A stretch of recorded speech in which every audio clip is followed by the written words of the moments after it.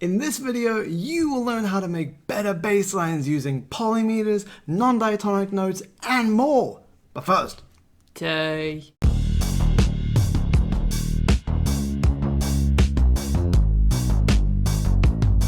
Hello, we are Revolution Harmony. I'm Kate Harmony, this is Ray Harmony, and welcome to the Hack Music Theory Show. where you are empowered with notation-free theory for making great music. Most months we'll be writing a song from start to finish, but this month is very special, so we'll be doing things slightly different. Yeah, you'll be learning our top secret music theory hacks that we use to write the bridge section in our upcoming single, Mile Zero, which is actually the song we made and taught in our new pioneering online apprenticeship program, Yep, over the last 4 months on Patreon, which is a monthly subscription website. we've been filming our debut apprenticeship series, which literally captures every second of the songwriting process, From blank screen to finished song while also teaching every single step and theory hack. along the way.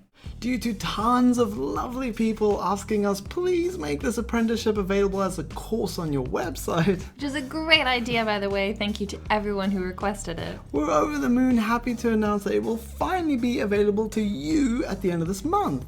And the cherry on top, if you pre-order now before January 31st, you get a 50% discount. So if you want to learn how to write great songs from start to finish, then do our one-of-a-kind, cutting-edge online apprenticeship now at... revolutionharmony.com/apprenticeship.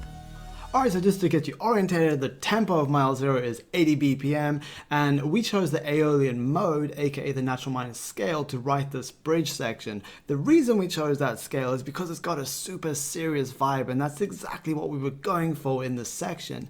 You can get the Aeolian mode by using our white note hack. All you need to do is play all the white notes starting from A. So you get A, B, C, D, E, F, and G. And then you just select all the MIDI and move it up or down to whatever note you want to start from. We wanted to start from E flat, so we just move it up to E flat and we're good to go. Hack 1, set up an odd number of bars.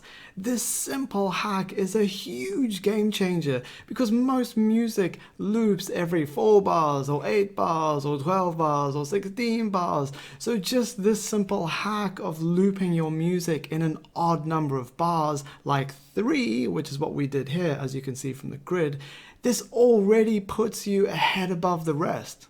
Hack 2. Create a polymeter. A polymeter is just a fancy word for playing in 2 or more time signatures simultaneously. There are countless ways to create polymeters, but here's what we did in this section. Start by changing your grid to eighth notes. Then choose a number that's above 4, but that's not a multiple of 4. We chose 7. So now you just draw in your 7/8 notes on whatever note you decided to start your scale, which is called the root note, and that's E flat for us. So we go 1, 2, 3, 4, 5, 6, 7. This gives us a 7/8 over 4/4 polymeter. Hack 3, create a 16th note rhythm. So now it's time to inject some energy into this and actually turn it into a rhythm. You do that by changing your grid to 16th notes and then go through and chop up some of those 8th notes into 16th notes wherever you want. So we did the second one and the 4th one and the 5th one and the 7th one.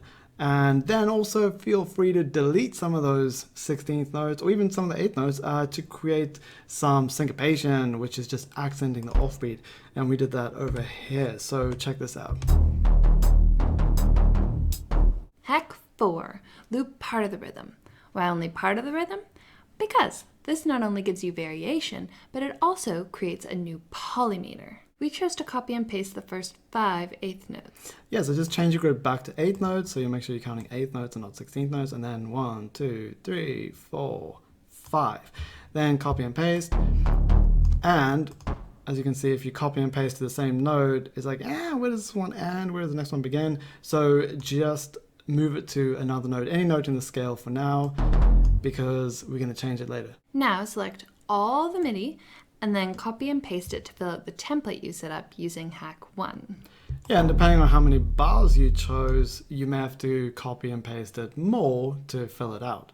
And no, it's probably not going to fit exactly, but that doesn't matter, just chop off the end. So whatever doesn't fit, just leave it, because that's going to give you a little third polymeter at the very end. So we wrote ours to fit perfectly, which means we've got two polymeters here. So the one polymeter is 7/8 over 4/4, and then the other polymeter is 5/8 over 4/4, and then that just repeats itself. Hack 5. Choose root notes. Now you want to move each segment to a different note in the scale. These notes are going to become the root notes upon which you'll build the chords for your chord progression. Yeah, so we decided to keep the first segment on E flat because that's the root of our scale, so it really anchors us into that scale. Then we decided to go to D flat, and then A flat, and then the last one, C flat. By the way, if you're wondering why I just called a B a C flat, then you need to read Hack 7 in my free book, 12 Music Theory Hacks to Learn Scales and Chords, which you can download right now. The link is below. All right, let's have a listen to what we've got so far.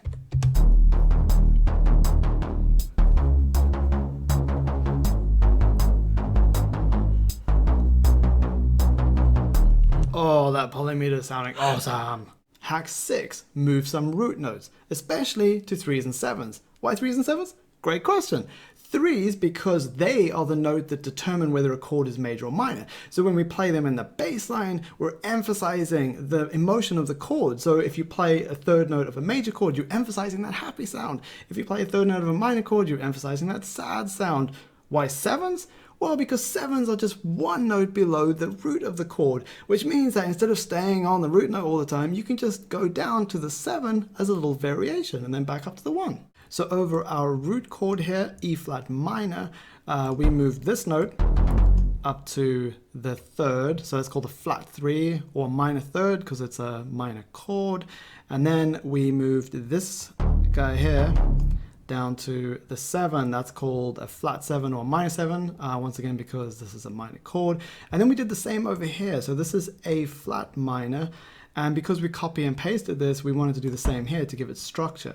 So that goes up to the flat 3, and then this guy goes down to the flat 7. Then over the D flat major chord, we wanted to do something different. So we stayed on the root note until the last 3 notes. Then we moved those to a flat 7, up to the 1, and then up to the 3. And we used the same idea over the last chord of C flat major. Yeah, so this guy goes down to the 7, and then the 1, and then up to the 3. Except this time, to create variation, we moved the 1 to the 2. All right, let's have a listen.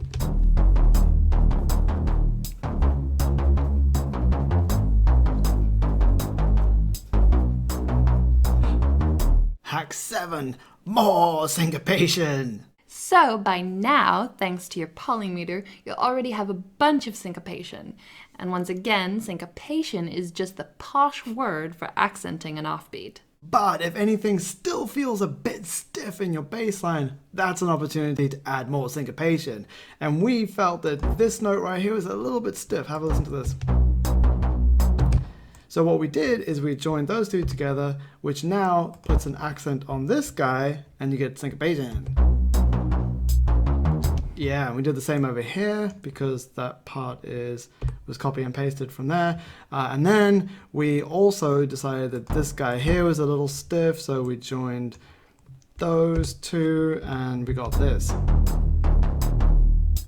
Yeah. Hack 8. Add non-diatonic notes.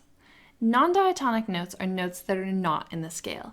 You can add non-diatonic notes to your bass line to surprise your listeners, which creates a thrilling musical ride for them. Yeah, so we felt that this was kind of boring. We got 3 roots in a row. So what we did is we took the middle one down a semitone, which is the 7, and that's not in the scale because it's supposed to be a flat 7, like this guy down here.